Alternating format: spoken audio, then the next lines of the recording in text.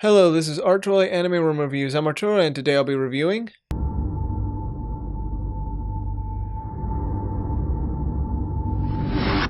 Deadman Wonderland.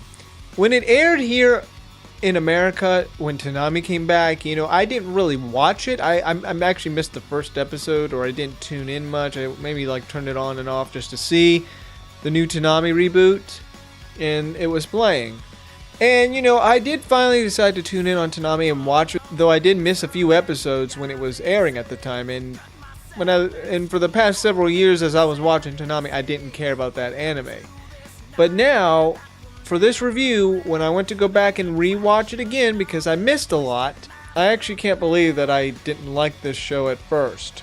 Well, today I'll be reviewing Deadman Wonderland, an anime that, yes, from the start of Toonami's rebirth, aired and had a conclusion that is very sad because, well, if everybody's watched Deadman Wonderland, you know what I'm saying, but I don't want to spoil anything if you haven't, so let's get started.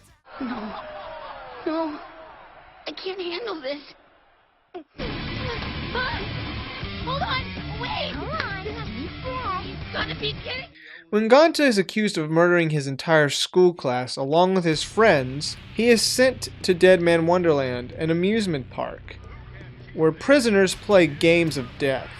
However, there are supernatural stuff as well, and Ganta will try to survive this hellish place, and to find what Ganta would call the man in red that murdered his entire class and ruined his life. He will meet a girl who remembers him, but he doesn't remember her, while other characters he encounters also run into his path.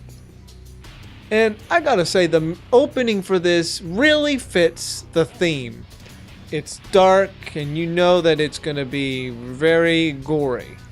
And at first I didn't really care about the opening, now I just really like it. It's actually really a catchy theme. And it really fits this show. While on the other hand, the ending music is a calm song and not all like madness. And the soundtrack in the show is actually really good. Overall, the animation is what you would expect. Action scenes are great, art style is great, designs of the characters are great. Yeah, everything's great about it. Now, as for the characters, well, I can say that most of them are interesting supporting or side characters. Ganta, well, here's the thing.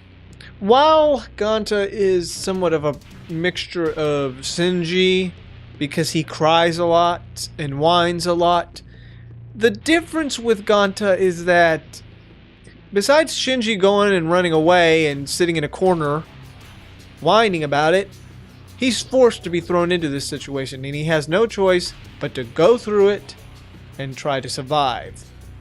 And he even has a goal to hunt the man in red to get revenge. But you might get annoyed of him after a while when he keeps crying, and also complaining that he wants to be stronger. And he knows he's not that strong. But he is also given this power that the man in red gave him when he attacked his school. So he does have power, but he doesn't believe he's strong enough. So, you may feel about him just because of how annoying he could be when he cries. Though, I can say he maybe isn't as bad as Shinji, but he's a little bit to the point where it's like, okay, Ganta. I know, and the thing is, he's thrown into just hellish stuff. His life has been ruined, so I can understand, but the fact that he wants to be stronger, and I mean, he has his moments, but still, you'll probably get annoyed. And just the fact that he was basically sentenced to this place, a young kid his age, and the justice system decides to do this to him.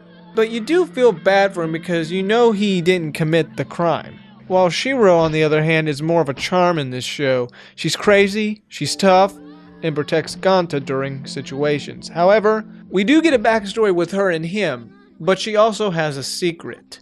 And she still acts like a child, even in her age. While side characters like Nagi, Karako, Shinji, Minatasuki, and Oi all are interesting, and they all have their reasons for doing what they're doing, etc. Though Shinji is a character that looks wicked, but don't be fooled by the look. Because not to mention there's an OVA about his backstory before all this. So, you know, that shines a little more on his character. And yeah, he's badass.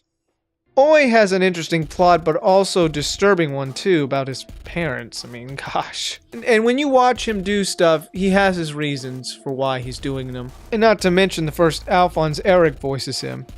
He's all grown up now. There are different villains that are wicked and just horrible, but the one leading them all, and probably is the most annoying villain in this show, is this guy. You will hate him through the entire show. He may not have any power, but he has the power of running the place. I mean, you'll just get so annoyed at him that you just wanna... Now, as for my enjoyment, like I said, I didn't really focus much on the first episode when Toonami came back on. I mean, I did turn it back on just to see, but, you know, I didn't pay much attention that night. Second week of Toonami, I did decide to sit down and watch it. However, when I was watching it on Toonami, there were points where we had to leave town and either I recorded it or not. And so the periods where I would go out of town, I missed it. I didn't even bother to record it. I'm like, eh. But now it's like, I can't believe I missed out on a good show. Back then, I didn't care much for the show. But after watching it again, I actually liked this show. It was really good. But the downside is that it just ends in a cliffhanger. Which is like a big no. Because it builds up all this epic stuff and also just the story in general. It builds this all up and yet it just ends. With no, like, anime conclusion. Unless you decide to read the mangas. So yeah, no conclusion for the anime, conclusion for the manga, and I decided to at least look up how it all turned out in the end. But despite this, the show was very interesting. I'm very disappointed that there will probably never be another anime, because it didn't really do well in Japan. But what made this show very interesting is obviously its characters. Yeah, the plot too. I mean, this show is just crazy, madness, and ridiculous, but also very dark and very gory. So yeah, I really like this show. You will have a fun ride watching it all the way until the cliffhanger. Not to mention you have that one OVA about Shinji. Is you a Scar Chain? Who the hell are you? Where am I? Well, Deadman Wonderland, I didn't like it first. Now I do. Sadly, I am very disappointed there is no sequel. There actually are characters missing in Deadman Wonderland, though at least one of them showed up in the OVA. So yeah, you may think, oh, so am I going to give it a 7? Well, to tell you the truth, this is kind of new. Like, I've never really thought about doing this for a show that actually had a cliffhanger ending, but I think I'm going to give it a 7.5 out of 10 because it has so much interesting stuff in it that it's like, why would you throw it all away? I wonder if giving it a higher rating would really help boost that, you know, idea over to Japan. They're like, oh, so they like this show. We need to make them a second season. Because, I mean, Trigun, the whole reason Trigun got a movie was because the fans here liked it. So, you know, I mean, I'm hoping it could come back one day, but I don't know. But still, though, this show was very interesting. I gotta say, very interesting indeed. You will have fun watching it until that cliffhanger ending. But then you have the OVA for the backstory of Shinji. Now, my recommendations for gory anime. Well, let's see. The craziest